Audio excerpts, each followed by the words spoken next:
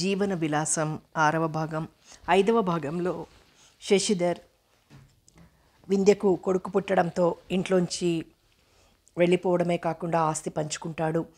ఇక ఆస్తి పంచుకున్న తర్వాత వింధ్య ఉద్యోగం చూసుకుని బాబుని తీసుకుని వెళ్ళిపోతానంటుంది. శశిధర్ సిలోన్ వెళ్ళిపోతాడు. ఆ విషయం తెలియని ఆంజనేయ ప్రసాద్ వాళ్ళ కోసం వెతుకుతూ ఉంటాడు. కథ కొనసాగుతుంది. వింధ్య పోనీ తనైనా ఒకసారి వచ్చి కనిపించలేదు. ఇలా తమ్ముడు సిలోన్ ఎందుకు వెళ్ళాడో, ఎప్పుడొస్తాడో, తనెక్కడ ఉంటుందో, ఏం చేస్తోందో మాట సామెత కోసమైనా తనకి చెబితే తప్ప అనుకున్నాడు. అవ్యక్తమైన బాధతో కాలం ఎవరి కోసం ఆగదు. తన దారిన తాను మానవుల కష్టనిష్ఠూరాలను తనలో ఇముడ్చుకుని పరుగులు పెడుతూనే ఉంటుంది. బాబు చక్కగా పెరుగుతున్నాడు. తన ప్రాణాలన్నీ అతని మీదే పెట్టుకొని పెంచుకుంటోంది వింధ్య. టెంపరరీ అంటూ చేరిన ఉద్యోగం పర్మనెంట్ అయిపోయింది. ఇంకా ఆమెకి దిగులెందుకు? ఇంటి దగ్గర ఇరుగు పొరుగు పిల్లలకి ట్యూషన్లు కూడా చెబుతుంది. ఎంతో జాగ్రత్తగా డబ్బు దాచుకుంటూ బాబు కోసం కొద్దిగా గొప్పగా నిలవేస్తూ ఒక గాడిలో తన జీవితాన్ని నడుపుకుంటూ వస్తోంది. ఆమెని నిత్యం శివపంచాక్షరయ్యే కాపాడుతోంది. 2 పూటలా దేవుని ముందు 1 గంటన్నా కూర్చుని ధ్యానించందే ఆమెకి సంతోషం ఉండదు. కాలక్షేపానికి వేదాంత గ్రంథాలు, భగవద్గీత, శివనామ వాచకాలు ఇవే ఎక్కువగా చదువుకుంటూ తన జీవిత నౌక ఆధ్యాత్మిక తీరం వైపు మళ్లించసాగింది. ఇదిగో వస్తాను అన్నట్లు వెళ్ళిన శశిధర్ సంవత్సరం దాటినా రాలేదు. ఒకనాడు బాబుని తీసుకుని బట్టల కొట్టుకు వెళ్ళినప్పుడు అనుకోకుండా తారసపడ్డాడు ఆంజనేయ ప్రసాద్. అసలే సన్నగా ఉండే వింధ్య మరింత సన్నబడిపోయింది. అమ్మ వింధ్య, ఎక్కడుంటున్నావు? శశి ఏడి అని అడిగాడు బాబుని చటుక్కున వింధ్య చేతిలోంచి అందుకుంటూ. 7 ఏళ్లు దాటిన బాబు కొద్దిగా నడక నేర్చాడు. చక్కగా సరిపడిన ఒళ్ళు, ఎంతో అందంగా ఆరోగ్యంగా ఉన్న శ్రీధర్ని చూస్తూనే 2 బుగ్గలు ముద్దు పెట్టుకున్నాడు ఆంజనేయ ప్రసాద్. ఆయన సిలోన్ వెళ్ళారు. అది తెలిసింది. దేనికి? అక్కడేదో పగడాలు, రత్నాలు, చవకట బిజినెస్ చేస్తారట. మరి నువ్వెక్కడుంటున్నావు? నేను వేరే ఉద్యోగం చేసుకుంటూ విడిగా ఉంటున్నాను.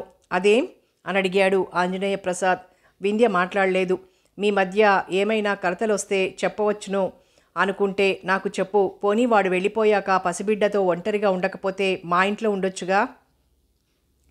బావుగారు, ఇది లోకం. అలా ఉన్న ఏదో నింద మీకు నాకు రాక మానదు. ఏదైనా మాట అనిపించుకోవడానికి ముందే జాగ్రత్త పడటం మంచిది కదా అంది వింధ్య. ఆంజనేయ ప్రసాద్ మాట్లాడలేదు. పోనీ మీరు కూడా వాడితో వెళ్ళకపోయారా? వింధ్య దానికి జవాబివ్వలేదు. మరదలు ఏదో దాస్తోందని గ్రహించినా రెట్టించలేకపోయాడు. బాబుకి బట్టలు తనే కొన్నాడు. వింధ్య, నువ్వేదో దాస్తున్నావు, కానీ నేను నీ మేలు కోరేవాడిని. నీకెప్పుడైనా అవసరం వస్తే నీకు ఏ సహాయం చేయడానికైనా నేను సంసిద్ధుడినే అన్నాడు ఆంజనేయ ప్రసాద్. కృతజ్ఞురాలిని అంది చేతులు జోడించి. పోనీ నువ్వెక్కడ పనిచేస్తున్నావో తెలుసుకోవచ్చా? మహిళా సభలో టీచర్గా అని జవాబిచ్చి వస్తానండి అంటూ బాబును తీసుకుని వెళ్ళిపోయింది. ఈ పాటికి శశిధర్ అక్కడ ఏ సింహళ సుందరినో కట్టుకునే ఉంటాడు అనుకుంది అతడు గుర్తుకు రాగానే. అయితే ఆంజనేయ ప్రసాద్ మరో 10 రోజులకి ఆమె మహిళా సభకి వెళ్ళొచ్చే టైంకి ఆమెను కలుసుకున్నాడు. వింధ్య, శశిధర్ అడ్రస్ తెలుసా? నీకు ఉత్తరాలు రాస్తున్నాడా? 1 లెటర్ రాశారు. తర్వాత నీకు ఉత్తరం రాయలేదా? క్షేమంగా చేరినట్లు రాశారంతే. తర్వాత కరెస్పాండెన్స్ లేదు. వాడు ఆది నుంచి చపల చిత్తుడే. 7 ఏళ్లు దాటిపోయింది.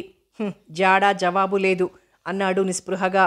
బావగారు, మీరు ఏమనుకోకుండా ఉంటే మీకు ఒక విషయం చెప్తాను. దయచేసి అది శశిధర్ గారికి కూడా తెలియనియనని మాటివ్వండి. అలాగే చెప్పు. కాదు, నా బాబు మీద ప్రమాణం చేయండి చేశాడు ఆంజనేయ ప్రసాద్. ఏదీ దాచకుండా తన జీవితమంతా అతనికి వినిపించింది వింధ్య. అది వింటూ కొయ్యబారిపోయాడు. మానవులు డబ్బు కోసం ఎంత దరిద్రపు పనులన్నా చేస్తారంటారు. శశిధర్ కూడా అలాంటివాడే అయ్యాడు. అందుకే ఆస్తి చేతపట్టుకొని సిలోన్ చెక్కేశాడు. ఆదివారం బాబుని తీసుకుని ఆంజనేయ ప్రసాద్ రమ్మన్నాడు కనుక బాగుండదని బయలుదేరింది. ఆమె వెళ్ళేసరికి అతను ఆమె కోసమే కనిపెట్టుకునున్నాడు వరండాలో. ఆమెను చూడగానే అతని కళ్ళల్లో అపూర్వమైన కాంతిరేఖలు ప్రతిఫలించాయి. అతన్ని ఒకసారి చూసి చూడనట్టే చూసింది. నల్లని ప్యాంటు బనియను తప్ప. చొక్కా తొడుక్కొని అతని శరీరం బనియన్లోంచి తెల్లగా కనిపిస్తోంది. గడ్డం 1/2 సెంటీమీటర్ పెరిగింది. ముఖం నీరసంగా కనిపిస్తోంది. మీ కొంట్లో బాగోలేదా, నీరసంగా కనిపిస్తున్నారు అని అడిగింది కాస్త కంగారు ధ్వనించే కంఠంతో. ఆ కాస్త ఆదరణకే పొంగిపోయాడతను. అతను బాబుని ఒళ్ళో కూర్చోబెట్టుకుని, లేదు, మీ ఇంటి నుంచి వచ్చిన దగ్గర నుంచి జ్వరంతో బాధపడుతున్నాను అన్నాడు. అయ్యో, మరి ఆసుపత్రికి వెళ్ళారా అంది బాధగా. వెళ్ళాను. వెళ్ళకపోతే ఎలా? ఒంటరివాడిని మంచాన పడితే ఎవరు చేస్తారు అన్నాడు రాణి నవ్వు తెచ్చుకుంటూ. ఆ మాటకు చివుక్కుమంది వింధ్య ప్రాణం. సాధుమూర్తి, సరళ స్వభావి, సజ్జనుడు అయిన ఆంజనేయ ప్రసాద్ జీవితం కూడా విషాద రాగాలనే ఆలపిస్తోంది. ప్రపంచంలో అన్నీ డబ్బుతో ముడిపడి ఉన్న ఆ లక్ష్మీ కటాక్షం లేనిదే 1/2 సెంటీమీటర్ జీవనం ముందుకు నడవకపోయినా ఆ డబ్బు పుష్కలంగా ఉండి లభ్యపడనివి కొన్నున్నాయి. అందులో ముఖ్యమైంది ప్రేమ, అనురాగం, ఆదరణ. అవి కరువైతే ఆ గుండెలు ఎంతగా మండిపోతాయో ప్రత్యక్షంగా అనుభవించిన తనకి తెలుసు. ఏనాడో ఒక యువతిని ప్రేమించి ఆమె కోసం అస్ఖలిత బ్రహ్మచారిగా గడిపే ఆంజనేయ ప్రసాద్ లాంటి మగవారు ఎక్కడో కోటికి ఒకరుంటారేమో. ఏమిటి వింధ్య ఆలోచిస్తున్నావు అని అడిగాడు ఆంజనేయ ప్రసాద్. ఏమీ లేదు. అతడు నవ్వి, నన్ను గురించి ఆలోచిస్తున్నావు కదూ నువ్వు, నిజం చెప్పు అన్నాడు. నిజమే అంది టపీమని. ఏమని ఆలోచిస్తున్నావు? ఏమని అంటే ఏం చెప్పను? ఏం చెప్పినా అతి చొరవ తీసుకున్న దాన్ని అవుతానేమో అంది మెల్లగా. ఇక్కడ ఉన్నది మనం ఇద్దరమేగా వింధ్య, నీ అభిప్రాయాలు నిర్మోహమాటంగా చెప్పు అన్నాడు ఆంజనేయ ప్రసాద్. ఏమీ లేదు, ఏదో గతించిన రోజులని పట్టుకొని మీ జీవితాన్ని మీరే దుఃఖభాజనం చేసుకుంటున్నారేమోనని నా అభిప్రాయం. అంటే అదే, ఏనాడో రేవతిని ప్రేమించారు, అది ఫలించలేదు. ఆమె 3 పిల్లల తల్లి. మీరు మటుకు ఇలా ఒంటరి బ్రతుకుని సారవిహీనంగా గడుపుతున్నారు. మీకేమిటి లోటు? ఆస్తి లేదా, రూపం లేదా, మనసు లేదా, ఏం లేదని ఇలా ఏకాకిగా బ్రతుకుతున్నారు. గతించింది ఒక కళ అనుకుని కొత్త యువతితో కొత్త జీవితం ప్రారంభించవచ్చు కదా ఆవేశంగా అంది వింధ్య. ఆ మాటకి వింధ్యని చూసి పక్కున నవ్వాడు ఆంజనేయ ప్రసాద్. సరే, నువ్వు చెప్పింది బాగుంది. నీ మాటలు కొట్టిపారేయ తగినవి కావు. నీ సలహాయే పాటించాలని కూడా అనిపిస్తోంది. మరి కొత్తగా జీవితం కూడా ప్రారంభిస్తాను. నువ్వు నన్ను పెళ్లి చేసుకుంటావా అని అడిగాడు కుర్చీలో నిటారుగా కూర్చుని. ఆ మాటకి షాక్ తిన్నట్లు చూసింది వింధ్య. నేనా? మిమ్మల్ని పెళ్లి చేసుకోవడం ఏమిటి అంది కంఠం పెగిల్చుకుని. ఏం, నీకు మటుకు ఏం లోటు? అందం లేదా, యవ్వనం లేదా, చదువు లేదా, ఏం లేదని ఇలా ఏకాకిగా జీవిస్తున్నావు సూటిగా అడిగాడు ఆంజనేయ ప్రసాద్. ప్లీజ్, నేను ఆడదాన్ని. నా జీవితం వేరు, మీ జీవితం వేరు. నన్ను మీతో పోల్చవద్దు. ఏం, ఆడవారి కోరకం మగవారి కోరకం అని ఉంటుందా? ఒంటరితనం అన్నాక ఎవరికైనా ఒకటే, ఎవరు అనుభవించినా బాధే. కాదంటావా? నువ్వు గంగాధర్రావుని మంచివాడని, గొప్పవాడని, నిన్ను ఉద్ధరిస్తాడని భావించావు. అతన్ని గాఢాతి గాఢంగా ప్రేమించావు. తెలియక అతని భార్యవయ్యావు. అఫ్కోర్స్ అతని బిడ్డకు తల్లివి అయ్యావు. అతనితో తెగతెంపులయ్యాక ఇంతకాలం ఓరిమితో నీ జీవితాన్ని ఒంటరిగానే ఈడ్చుకొస్తున్నావే, నువ్వు మటుకు అది ఒక కలలా భావించి నూతన జీవితం ఎందుకు ప్రారంభించకూడదు? నీ పరిస్థితి నా పరిస్థితి ప్రస్తుతం ఒక్కటే. నాకిచ్చిన సలహా నువ్వు ఆచరించవచ్చు. ఒంటరితనంతో పలవరించే మన బ్రతుకులు రెండు ఒక ఒడ్డుకు చేరుతాయి. వింధ్య కథ ఆవేశంగా చెప్పుకుపోయాడు ఆంజనేయ ప్రసాద్. వింధ్య వెరిదాన్లా చూడసాగింది. నీకేం చెప్పినా చెక్కిట చెయ్యి చేర్చి వినటం ఒక్కటే తెలుసు, కానీ దానికి యస్ మటుకు చెప్పవనుకుంటాను అన్నాడు నవ్వుతూ. ఇంతలో నౌకరు కాఫీ కప్పులు, ఉప్మా ప్లేటు తెచ్చి వారి ముందుంచాడు. నువ్వు ఇప్పటికిప్పుడు ఇక్కడికిక్కడ చెప్పాలన్న రూలేం లేదు. నువ్వు ఇంటికి వెళ్ళి స్థిమితంగా ఆలోచించుకుని జవాబు చెప్పు, లేదా లెటర్ రాయి అన్నాడు ఆంజనేయ ప్రసాద్ ఆమె ముందున్న పలహారం ప్లేట్ తీసి ఉప్మా బాబు నోట్లో పెడుతూ. వింధ్య తల ఊపి ఊరుకుంది. అతను తనని ఇంటికి ఇందుకే ఈ విషయాలు చెప్పడానికే పిలిచాడా అనుకుంది సందేహంగా. ఆంజనేయ ప్రసాద్ ఓపిగ్గా తనే బాబు చేత తినిపించి కప్పుతో పాలు తెప్పించి అవి కూడా తనే తాగించాడు. పండగ దగ్గరకొస్తోంది. పిల్లాడికి మంచి బట్టలు తీసుకో, నువ్వు కూడా మంచి చీర కొనుక్కుని కట్టుకుంటే సంతోషిస్తాను అంటూ లోపలికి వెళ్ళి 200 రూపాయల నోట్లు తెచ్చిచ్చాడు. నాకెందుకు, బాబు కొంటాలేండి అంది అభిమానంగా ఒక నోటు తిరిగిచ్చేస్తూ. పర్వాలేదు వింధ్య, ఆ 100 తీసుకున్నందువల్ల నీకు వచ్చిన విపత్తేం లేదులే అన్నాడు గంభీరంగా. గంభీరమైన అతని కంఠం విన్నాక మళ్ళీ వింధ్యకి ఏమనాలో పాలుపోక ఆ నోటు కూడా తీసుకుంది. ఇదిగో, ఇది నా అడ్రస్. నీ అభిప్రాయం తెలుపుతూ లెటర్ రాస్తావుగా అంటూ అడ్రస్ కాగితంతో పాటు ఇన్లాండ్ కవర్ కూడా ఇచ్చేసరికి ఇతడు చెప్పిందంతా నవ్వులాట కాదని, సీరియస్గా చెప్పాడని, తను దానికి లెటర్ రాసి తీరాలని స్పష్టంగా గ్రహించింది వింధ్య. ఆ కవరు, అడ్రస్ కాగితం అన్నీ హ్యాండ్ బ్యాగ్లో పెట్టుకుని బాబుని తీసుకుని లేచింది. అప్పటికే బాగా చీకటి పడింది. ఆ మేడ అంతా లైట్లు వెలిగి కిటికీల గుండా, తలుపుల గుండా నియాన్ లైట్ల కాంతి ఆవరణ అంతా ప్రతిఫలిస్తోంది. నైట్ క్వీన్ పూల సౌరభం, సన్నజాజుల పరిమళంతో చెయ్యి కలిపి ఆ ప్రాంతమంతా గుబాళించిపోతోంది. మెల్లగా బయటికి వచ్చి రిక్షా మాట్లాడుకుని తన ఇంటికి వెళ్ళిపోయింది వింధ్య. ఇంటికి వెళ్ళిన ఆమె హృదయం పెను తుఫానుకు గురైన మహాసముద్రంలా ఉంది. ఇదేమిటి, ఆంజనేయ ప్రసాద్ ఉన్నట్టుండి ఇలాంటి బాంబు నెత్తిన వేశాడు? గంగాధర్రావుని ప్రేమించి పెళ్లాడి సంసారం చేసి విడిపోయి అతనితో కొడుకుని కన్నా తనలాంటి దౌర్భాగ్యురాలిని పెళ్లాడతానంటాడేం? కర్మ! ఇది అతనికి పుట్టిన బుద్ధేనా? ఏదో జాలి, సానుభూతి పట్టుకుని అతన్ని విధంగా అనమని ప్రోత్సహించి ఉంటాయి. పెళ్లికి గుండెలు చీల్చుకుంటూ వచ్చే ప్రేమ ప్రాతిపాదిక కావాలి కానీ కేవలం జాలి, సానుభూతితో జరిగే పెళ్లిళ్ళు ఎన్నాళ్ళు నిలబడతాయి? ఇప్పటికీ తనలో చిరు తరంగాల మర్మర ధ్వనులు వినిపించే గంగాధర్రావు ఎక్కడో ఒక మూల నిలిచిలేడా? తన్నింత సంఘర్షణల మధ్య పడేసి అతను మటుకు సుఖంగా ఉన్నాడు. ఈ పాటికి 2-3 పిల్లల్ని కని ఇండియా జనాభాని పెంచుతూ సంఘంలో పేరు ప్రతిష్టలతో పెద్ద మనిషిగా వ్యవహరిస్తూ ఆవిడగారి కాళ్ల క్రింద పూలు జల్లుతూ అడుగులకి మడుగులొత్తుతూ ఆమెగారి కనుసల్లల్లో మెలుగుతూ తన అనే వ్యక్తిత్వాన్ని, ఆత్మాభిమానాన్ని కూడా మర్చిపోయి ఆమె ఎంత చెబితే అంతగా జీవిస్తూ ఉంటాడు. అలాంటి వాడి కోసం తనెందుకు తపిస్తున్నట్లు ఏడుస్తూ కూర్చోవాలి? తనకి మటుకు సుఖ సంతోషాలు అక్కర్లేదా? తిరగబడింది మనస్సు. చంటివాడికి తండ్రి ప్రేమ పొందడానికి ఒక అవకాశం వచ్చినప్పుడు వదిలేస్తే అతడు పెద్దవాడవుతున్న కొద్దీ నాన్న నాన్న అంటూ తన దుంప తెంపుతాడేమో. అలా అని ఆంజనేయ ప్రసాద్ అర్ధాంగిగా తను నిలబడగలదా? ఇప్పుడు అతనికి ఏమని జవాబు రాయాలి? చేసుకుంటాననా వద్దనా? ఏదో ఒక జవాబు రాయాలిగా. అతను అడ్రస్ కల ఇన్లాండ్ కవర్ ఇచ్చినందుకు ఏదీ రాయకపోవడం అతన్ని ఇబ్బంది పెట్టినట్లే అవుతుంది. తల పట్టుకుని అలాగే కూలబడిపోయింది. చివరికి ఆలోచించి తన మనసులో వేధిస్తున్న సందేహం బయటపెడుతూ లెటర్ రాసింది వింధ్య. శ్రీ ఆంజనేయ ప్రసాద్ గారికి, మీరు అడిగిన దానికి నేను ఏం జవాబివ్వాలో తెలియడం లేదు. నా జీవితం అంతా అపశృతులు పలికే వీణ లాంటిది. దాన్ని శృతి చేయడం దేవుడనే వాడికే చేతకాక వదిలేశాడని నా నమ్మకం. నేను ఏ పరిస్థితిలోనైనా కానియండి మీ ఇంటికి మీ తమ్ముడి భార్యగా పరిచయం అయి వచ్చాను. ఆ విధంగా నలుగురి నోళ్లల్లోనూ నాని ఇప్పుడు మీ అర్ధాంగిగా రావడం ఎంత హాస్యాస్పదంగా ఉంటుందో మీరు విఘ్నులు, మీకు తెలియకపోదు. అందుకే నేనొక నిర్ణయానికి రాలేకపోతున్నాను వింధ్య. ఆ ఉత్తరం 1కి 10 సార్లు చదువుకొని బీర్వాలో దాచాడు భద్రంగా ఆంజనేయ ప్రసాద్. ఆ 3వ నాడు వింధ్య ఇంటికి వచ్చేసరికి పనిపిల్ల ఒక కవర్ ఇచ్చింది. అది ఆంజనేయ ప్రసాద్ జవాబు. డియర్ వింధ్య, నీ అనుమానం నాకు అర్థమైంది. నీకు అభ్యంతరం లేదంటే వివాహానికి ఒప్పుకుంటే ఏ విధంగా లోకులకు చెప్పాలో నాకు తెలుసు. ఆ విధంగానే చెప్పగలను. నీ మీద ఈగ వాలదు. ఆంజనేయ ప్రసాద్. ఆ ఉత్తరం చదివి చాలాసేపు కుర్చీ కంటుకుపోయింది వింధ్య. ఈ దేవుడనే వాడసలు ఎక్కడా లేడు. ఉంటే తనని ఎప్పటికప్పుడు ఎందుకిలా సమస్యల్లో పెట్టి చావగొడతాడు? తను తప్ప ప్రపంచం మీద ఎవరూ కనిపించలేదు కాబోలు అనుకుంది కసిగా.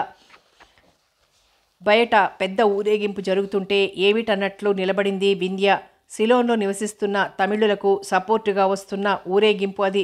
ఏనాడో భుక్తి కోసం వెతుక్కుంటూ శ్రీలంక చేరిన తమిళులను సిలోన్ ప్రభుత్వం, అక్కడి ప్రజలు వెళ్ళిపోమ్మంటూ ఘర్షణ చేయడం, కొట్టుకోవడం, గూండాయిజానికి పాల్పడటం భరించలేక మద్రాస్ పౌరులు ప్రదర్శనలు జరిపారు.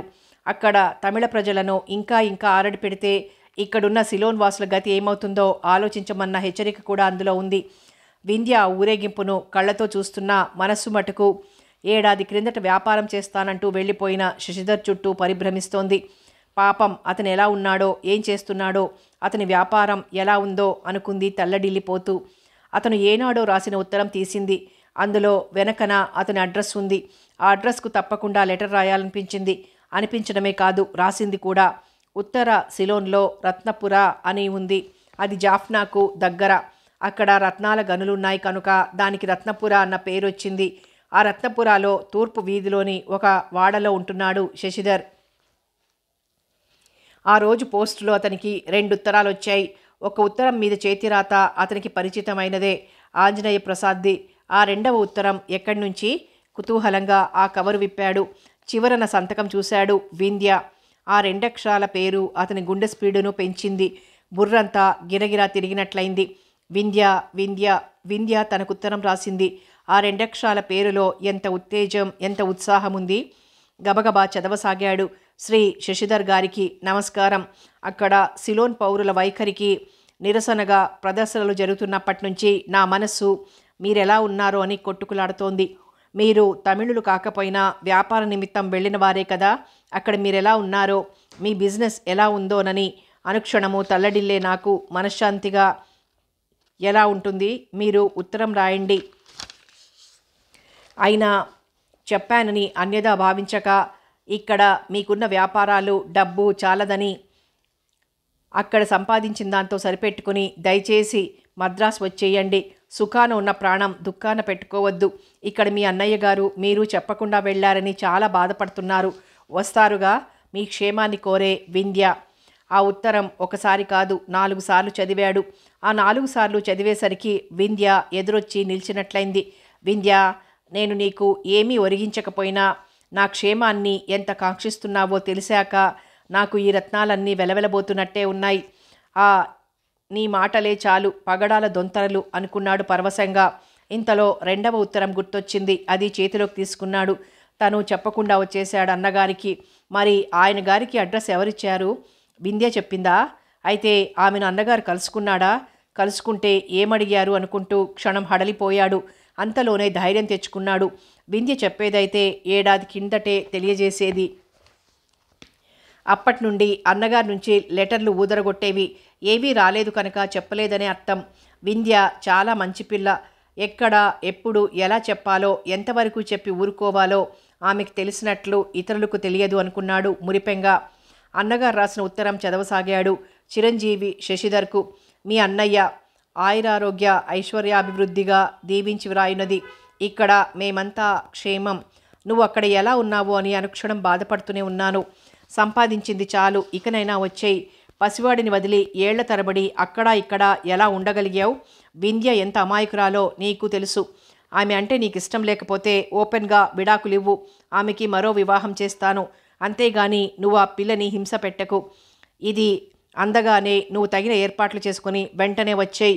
నువ్వు ఏ విధమైన జవాబు ఇవ్వని పక్షంలో వీలునామా ప్రకారం పిల్లాడిని తల్లిని పోషించడం లేదు కనుక లాయర్ను సంప్రదించి నీ ఆస్తిలో వాళ్ళకి రావాల్సింది భాగించేస్తాను.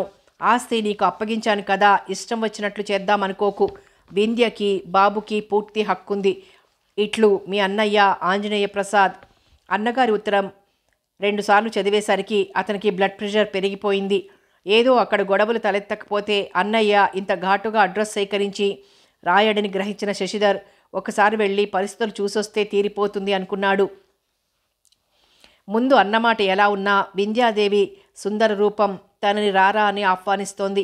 ఒకసారి ఆమెను చూడాలన్న కోరిక తనకు బలంగానే ఉంది.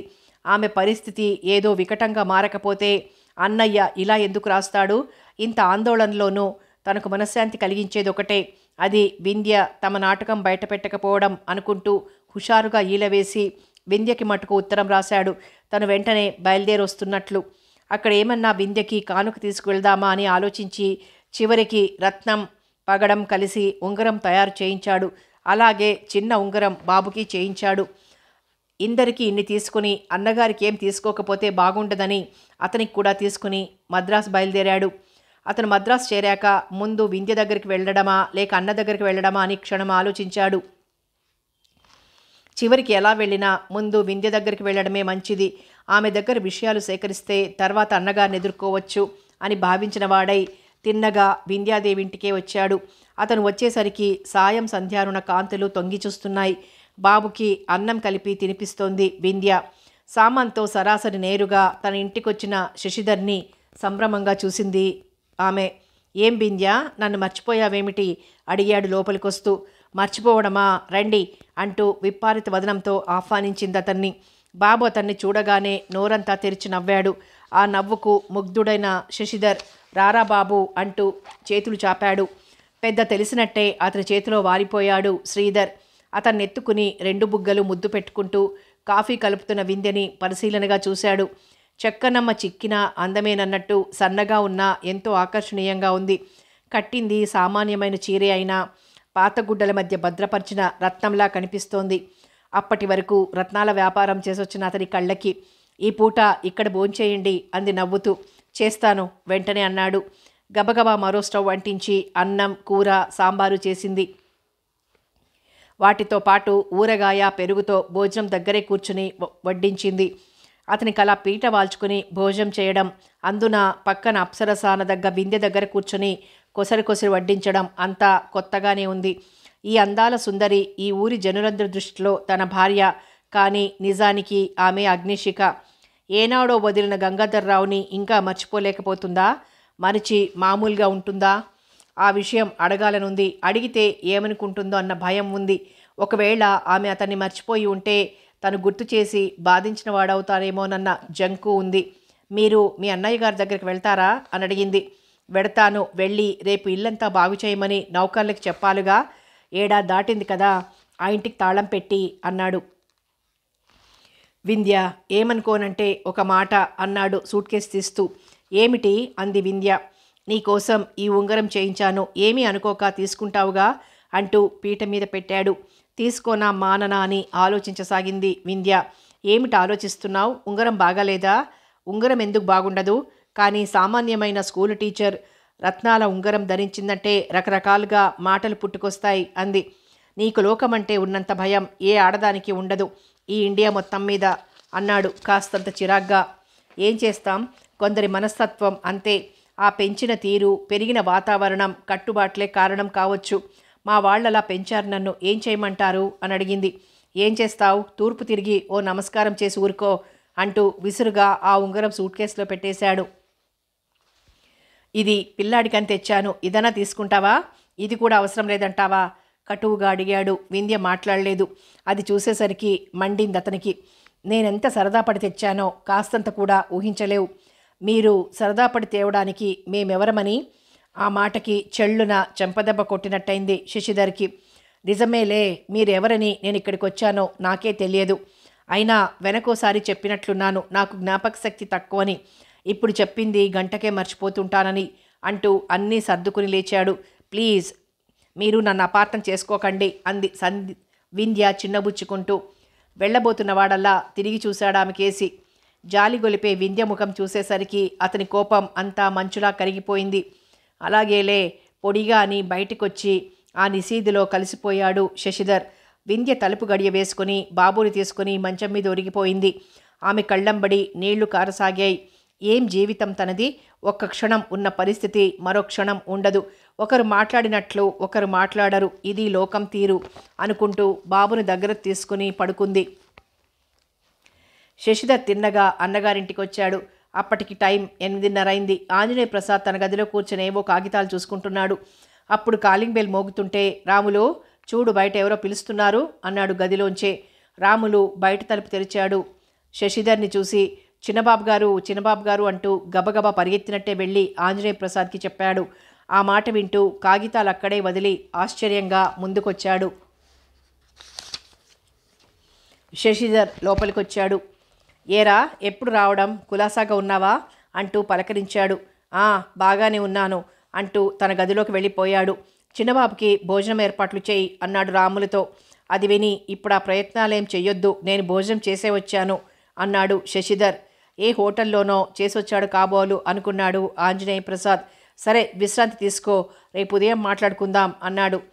శశిధర్కి బాగా బడలికగా ఉంది. దానికి తగినట్టే వింధ్య పెట్టిన భోజనం కడుపు నిండా ఉండి భుక్తాయాసాన్ని కలిగిస్తోంది.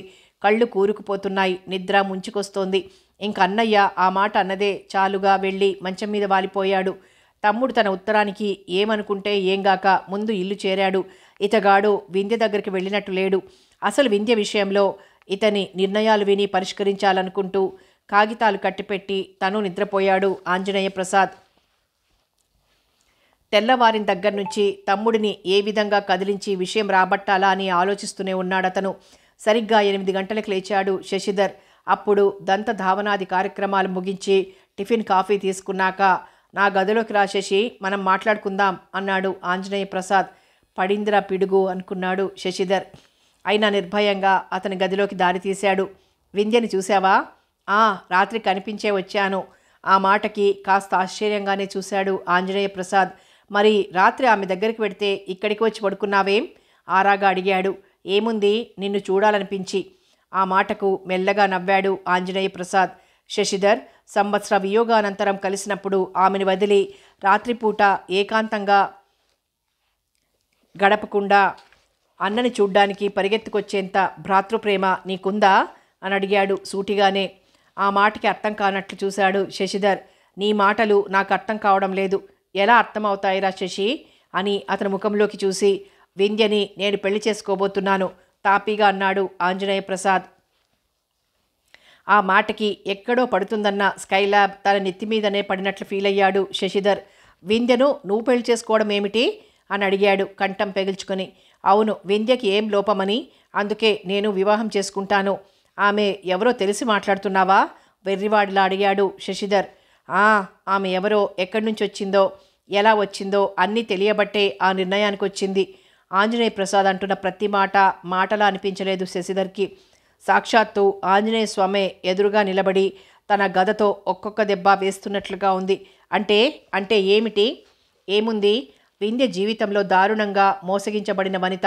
గంగాధర్రావుని ప్రేమించి అతనిచ్చిన షాక్తో తల్లడిల్లి దైవికంగా నీకు తారసపడి నువ్వాడే నాటకంలో పాత్రధారిణి అయిన అభాగ్య జీవి. అలాంటి అమ్మాయిని జీవితాంతం ఏకాకిగా పడి ఉండమని శాసించే కంటే ఆ కన్నీటి జీవితంలో రవంత పన్నీరు చిలకరించగలిగితే మానవ జన్మ ఎత్తినందుకు కాస్తంతైనా మంచి పనిని చేశామన్న తృప్తి మిగులుతుంది. ఆంజనేయ ప్రసాద్ మాటలు వినేసరికి ముచ్చెమటలు పోశాయి శశిధర్కి. ఇంతకాలం అన్నయ్యకి ఏది తెలియకుండా ఉండాలని కోరుకున్నాడో అదే తెలిసిపోయినందుకు భూమి ఆకాశాలు తలక్రిందులవుతున్నట్లుంది అతనికి. ఎవరు చెప్పారు ఇవన్నీ? వింధ్య చెప్పిందా? ఎందుకు చెప్పింది? రకరకాల ఆలోచనలతో బుర్ర తిరిగిపోసాగింది శశిధర్కి. శశి, వింధ్య ఎంత బుద్ధిమంతురాలో మనకి తెలుసు. ఆమె చేసిన తప్పల్లా గంగాధర్రావుకి మనసిచ్చి భంగపడటమే. వారిద్దరూ కోర్టు ద్వారానే విడిపోయారు. ఇక ఈ జన్మలో అతని ముఖం చూడటానికి ఆమె ససేమిరా ఇష్టపడదు. ఆమె అభిజాత్య, ఆమె పౌరుషం అలాంటిది. నేను ఇంతకాలం ఒంటరిగానే బతుకుతున్నా కనుక ఏకాంతంలోని బాధలు నాకు తెలుసు. అందుకే ఆమెను చేపట్టాలనుకుంటున్నాను. నీకేమైనా అభ్యంతరమా? ఆమె జీవితం ఫలవంతం కావడం నాకు ఇష్టమే. అయితే వింధ్య అంగీకరించిందా? మనస్సుని వేధిస్తున్న ప్రశ్న అడిగాడు శశిధర్. ఏవో కొన్ని సెంటిమెంట్లు పెట్టుకొని బాధపడుతుంది. ఆమె సంగతి తెలుసుగా, ఒట్టి చాదస్తపు మనిషి. అలా మోడులా బతకాలనుకుంటుందే గాని తెగించి తన బ్రతుకు తాను సుఖప్రదం చేసుకోవాలని కాంక్షించదు. అంటే ఆమె అంగీకరించలేదా? అంగీకరించిందో లేదో గాని ఉన్న అభ్యంతర విషయాన్ని మటుకు ఒకటి చెప్పింది. ఏమిటది? ఇన్నాళ్ల నుంచి మీ తమ్ముడి భార్యగా చలామణి అయ్యి ఇప్పుడు మిమ్మల్ని ఎలా పెళ్ళాడను అని. ఆ మాటతో పోయిన కళ తిరిగొచ్చింది శశిధర్కి.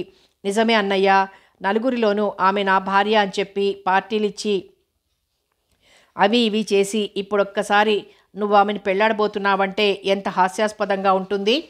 ఆ మాటకి తమ్ముని ముఖంలోకి చూసి, అయితే ఆ మాట నిజం చెయ్యి శశి. ఆమె నిజంగా నీ భార్య, ఆ బాబు నీ బిడ్డ అని లోకం ఎలా అనుకుంటుందో అది అలాగే కొనసాగితే బాగుంటుంది. నువ్వు ఆమెని ఒప్పించి నిజంగానే పెళ్లి చేసుకో అన్నాడు టపీమని. ఆ మాటకి శశిధర్ వింధ్య ఒప్పుకుంటుందా అని అడిగాడు. ఒప్పించే భారం నీదే. నీ తెలివి చాకచక్యం ఉపయోగించి ఆమె మనసు మార్చుకోగలిగితే అలాంటి ఉత్తమురాలి సహచర్యంలో నీ జీవితం 3 పువ్వులు 6 కాయలు అవుతుంది. కంగుమంది ఆంజనేయ ప్రసాద్ కంఠం.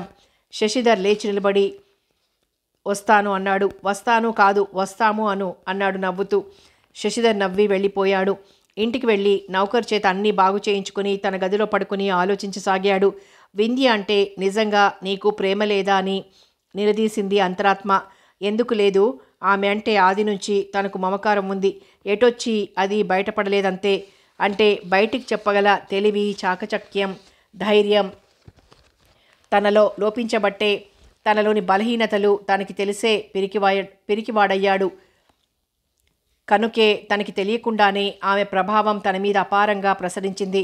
ఆమె తూచి మాట్లాడే ప్రతి అక్షరం, తను ఎక్కడ ఉన్నా ఆమె ముగ్ధ మోహన రూపం తన చుట్టూ పరిభ్రమిస్తూ తనని కట్టడిలో ఉంచుతూ చెలియలి కట్టని దాటకుండా కాపాడుతూ వచ్చిందంటే అది వింధ్యలోని మహత్తర శక్తి కాక మరేమిటి? తను అసలు సిలోన్ ఎందుకు పారిపోయాడు? వింధ్య అందచందాలు, ప్రేమానురాగాలు, గౌరవాదరణలు తనని పూర్తిగా లొంగదీయడంతో నిగ్రహం కోల్పోయి ఏ క్షణాన ఆమెని తన తమకానికి వలపుకు బలి చేస్తానో అని ఆమెకి భయపడి తనంటే ఇష్టం లేనప్పుడు ఆమె కోరికకు విరుద్ధంగా ఆమెను ఎక్కడ పొందుకోరి ఇబ్బంది పెడతాడో అని కాక రత్నపుర పోయి రత్నాలు అమ్ముకొందే తనకి గడవదా? డబ్బు లేదా? ఆలోచించి వింధ్యకి ఉత్తరం రాశాడు. డియర్ వింధ్య, నేను సిలోన్ నుంచి ఎందుకు వచ్చానో తెలుసా? నీకోసం. అసలు ఎందుకు మద్రాసు వదిలిపెట్టానో కారణం తెలుసా? అది నీకోసమే వింధ్య. ఆనాడు నిన్ను శ్రీశైలంలో కలిసినప్పుడు ఏవో షరతులు ఒప్పందాలు అంటూ నిన్ను తీసుకువచ్చి మా ఇంట్లో చేర్చాను. నీ రూపం, నీ నడవడి, నీ మాట తీరు, నీ అభిజాత్యం అన్నీ నన్ను ఆకట్టుకుని పూర్తిగా బందీని చేశాయి. ఆ ఇంట్లో మనం కలిసి ఉన్నప్పుడు ఏదో నాడు నిన్ను నా కోరికకు బలి చేసేవాడినేమో. అది ఎంత బలవంతాన నిగ్రహించుకున్నానో నువ్వు ఊహించలేవు. రాను రాను నీ అందం నన్ను ఎంతో ఉన్మత్తుడిని చేసింది. నీ నిండు పర్వం నా మగతనానికి పెద్ద సవాలుగా అనిపించింది. గర్భవతివి కనుక బహుశా ఆగి ఉంటాను. లేకపోతే ఏం జరిగేదో నేను చెప్పలేను. అంత రెచ్చగొట్టావు వింధ్య నన్ను. దయచేసి మనం భార్యాభర్తలుగా ఇంతకాలం ఆడిన నాటకం నిజం చేయి. నేను నిన్ను హృదయపూర్వకంగా నా జీవితంలోకి అడుగుపెట్టి నన్ను ధన్యుణ్ణి చేయమని ప్రార్థిస్తున్నాను. కనికరించి నా భార్యగా నా ఇంట్లో స్థిరపడు. నువ్వు కాదనే పక్షంలో నేను తిరిగి సిలోన్ వెళ్ళిపోతాను. ఇక ఈ జీవితంలో తిరిగి రాను. దయచేసి నాకు నీ నిర్ణయం 24 గంటల్లో తెలియజేయి. ఇట్లు శశిధర్. ఆ ఉత్తరం వింధ్యకు అందించి ఇంటికొచ్చేశాడు. ఆ ఉత్తరాన్ని చదివేసరికి ముచ్చెమటలు పోశాయి.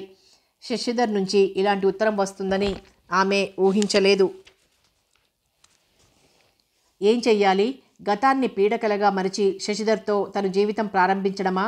తన దురదృష్టానికి కుమిలిపోతూ ఇలాగే శేషజీవితం గడపడమా? ఏం ఇంత చేసిన గంగాధర్రావు బాగానే ఉన్నాడు. శారద బాగానే ఉంది. తనేనా సర్వం త్యజించి ఏడుస్తూ కూర్చోవలసింది? తను మాత్రం ఎందుకు ఏడవాలి? తను ఏమన్నా తెలిసి గంగాధర్రావుని వల్లో వేసుకుందా? అంతా కలిసి తన జీవితం నాశనం చేశారు కానీ తానుగా తెలిసి ఎవరిని నాశనం చెయ్యలేదు. ఈ సంఘంలో తను మాత్రం సుఖపడే హక్కు లేదా? రేపు బాబు అమ్మ నాన్న ఏరి అంటే ఏం చెబుతుంది? ఎవరిని చూపిస్తుంది? తనను తలుచుకొని గంగాధర్రావుని అనుక్షణం స్మరించుకుంటూ మొండిగా తనెందుకు బతకాలి? తన కథ తెలిసి ఎవరు ముందుకు రాకపోతే ఏమో అనుకోవచ్చు. శశిధర్ లాంటి నవ యువకుడు తనని చేపట్టడానికి సంసిద్ధత చూపితే వచ్చిన అవకాశం తనెందుకు వదులుకోవాలి? ఆ రోజంతా ఆ విధంగా అమృత మదనం సాగించాక చివరికి సాగర మదనంలో అమృతం లభించినట్లే ఆమె హృదయానికి అమృత కలశం లభించింది. శశిధర్ గారికి మీ ఉత్తరం చదివాక మీరు నిజంగా నిండు మనసుతో నన్ను ఆహ్వానిస్తే మీ జీవితంలోకి అడుగు పెట్టడానికి నాకేమీ అభ్యంతరం లేదు. కానీ మరోసారి ఆలోచించుకోండి. బాబుకి తండ్రి మీరే అయి లాలిస్తే వాడికి ఇంకా కావాల్సిందేముంది? వింధ్య. ఆ ఉత్తరం ఆంజనేయ ప్రసాద్కి చూపించాడు శశిధర్. చాలా సంతోషం. ఆమెని సగౌరవంగా ఇంటికి తీసుకురా అన్నాడు నిండు మనసుతో అతను. వింధ్యా సమేతుడై శశిధర్ వచ్చేసరికి ఆంజనేయ ప్రసాద్ ఇల్లంతా కొత్తగా కనిపించింది. మధ్య గది అంతా అలంకరించి ఉంది. ఒక పళ్ళెంలో మంగళసూత్రం, మరో పళ్ళెంలో 2 పూలదండలు, చక్కగా వాల్చిన 2 పీటలు. ఆగండి, ముందు కుడికాలు పెట్టండి అంటూ నవ్వుతూ చూశాడు. వింధ్య సిగ్గుతో తలంచుకొని లోపలికి అడుగు పెట్టింది. బాబునిలా ఇచ్చి ఆ పీటల మీద కూర్చోండి అన్నాడు ఆంజనేయ ప్రసాద్. ఇద్దరు నూతన వస్త్రాలంకృతులై ఆ పీటల మీద కూర్చున్నారు. 3 ముళ్ళు వెయ్యరా అన్నాడు అన్నగారు. ఆ మంగళసూత్రం అందుకుని వింధ్య మెళ్ళో 3 ముళ్ళు వేశాడు. ఆ దండలు కూడా మార్చుకోండి. ఇద్దరు దండలు మార్చుకున్నారు. హమ్మయ్యా, నిజంగా నా కోరిక ఈనాటికి తీరింది అంటూ ఆపేక్షగా ఆ ఇద్దరి కేసు చూశాడు ఆంజనేయ ప్రసాద్. ప్రేమించిన ప్రియురాలి కోసం బ్రహ్మచారిగానే మిగిలిపోయిన అతన్ని చూసి మనసులోనే నిట్టూర్చాడు శశిధర్. ఇతని జీవితం ఇక ఇంతే, సార్థక నామధేయంగానే ఉంటుందేమో అనుకుంటూ గదిలోకి వెళ్ళిపోయాడు. సమాప్తం.